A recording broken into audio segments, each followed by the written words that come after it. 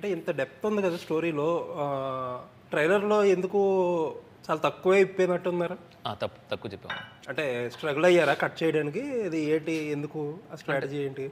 అంటే నేను అంటే few points I strongly believe అంటే ఈ సినిమాకైతే మాత్రం నా కన్విక్షన్ ఎంత ఉందో, నా కన్విక్షన్‌లో ఫస్ట్ నుంచి ట్రావెల్ అవుతున్నప్పుడు అరవింద్ గారు, వాసు గారు, దేవిశ్రీ ప్రసాద్ అండ్ నవీన్ ఉలి వీళ్ళ నలుగురు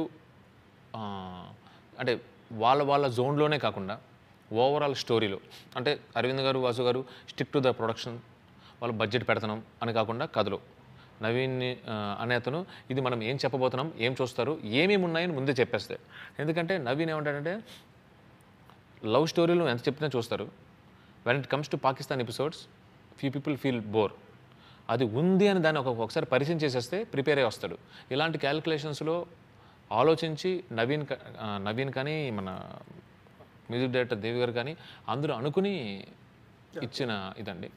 సో ఎంత ఎంత అంటే మీరు ప్రిడామినెంట్లీ ఒక లవ్ స్టోరీ, ఒక హ్యూమన్ ఎమోషన్ అనేది బలంగా చూపిస్తారు సినిమాలో. అండ్ పాకిస్తాన్ ఎపిసోడ్ ఉంటుంది. అసలు ఈ ఎపిసోడ్ ఎంత ఉండొచ్చు సినిమాలో? పాకిస్తాన్ ఎపిసోడ్ అనేది ఇంపాక్ట్ ఎంత ఉంటుందో తెలియదు కానండి, overall run time 2 hours 25 minutes overall run time అంటే ఓన్లీ పాకిస్తాన్ ఎపిసోడ్సే కట్ చేసి పక్కన పెడితే హార్డ్లీ 18 to 20 minutes అంతే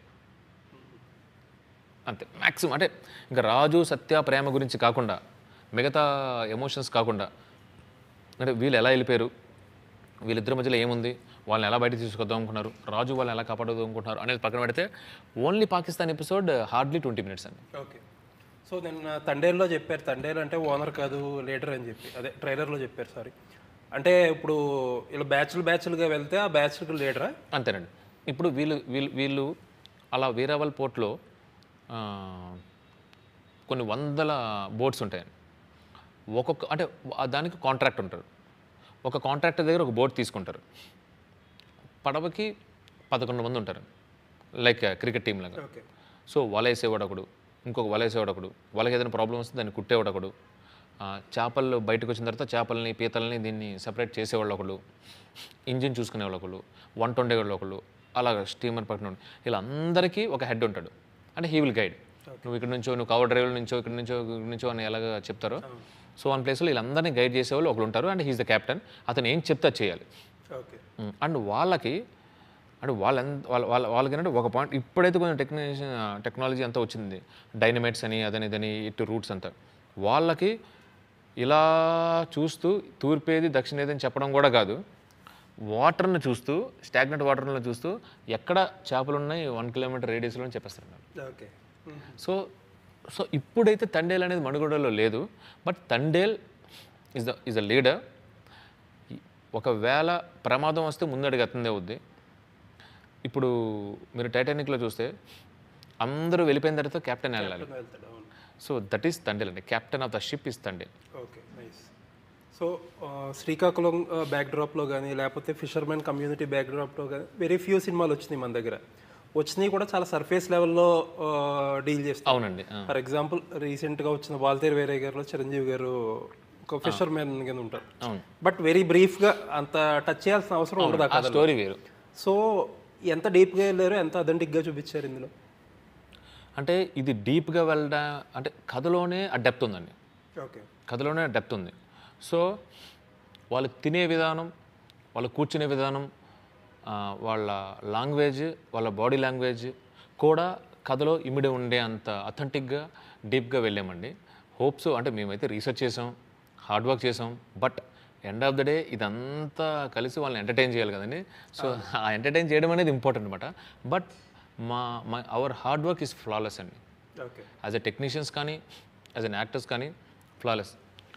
ఈ సినిమా గురించి పర్టికులర్గా మాట్లాడుకోవాల్సి వస్తే రెస్ట్ ఆఫ్ ద ఫిలిమ్స్కి, నేను చేసిన ఫిలిమ్స్ కానీ వేరే అదర్ ఫిలిమ్స్ కానీ టెక్నీషియన్స్కి కొంచెం ఎక్కువ హార్డ్ వర్క్ ఉంటుంది దాన్ యాక్టర్స్ జనరల్లీ.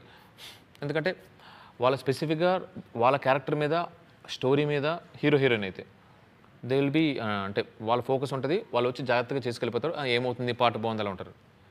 బట్ ఇది హార్డ్ వర్క్ అని ఎందుకు అంటున్నానంటే అంటే it was like laborious job అండి ఇది for both hero and heroine to act in this movie.